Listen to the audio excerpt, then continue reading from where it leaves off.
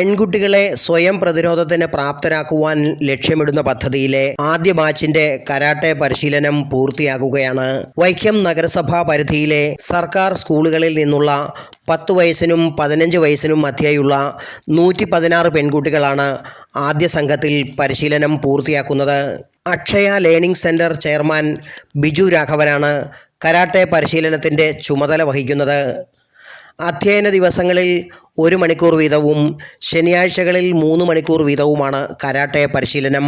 പരിശീലനത്തിൽ പങ്കെടുക്കുന്ന വിദ്യാർത്ഥിനികൾക്ക് സൗജന്യ ലഘുഭക്ഷണവും യൂണിഫോമും ലഭ്യമാക്കുന്നുണ്ട്.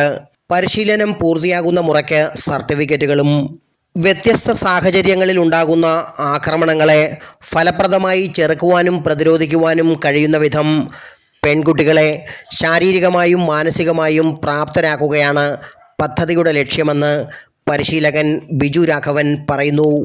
2023-2024 ജനകീയാസൂത്രണ പദ്ധതി പ്രകാരം വൈക്കം നഗരസഭ നടപ്പിലാക്കുന്ന പെൺകുട്ടികൾക്കായിട്ടുള്ള കരാത്തെ പരിശീലന പരിപാടിയാണ് ഇവിടെ നടക്കുന്നത്.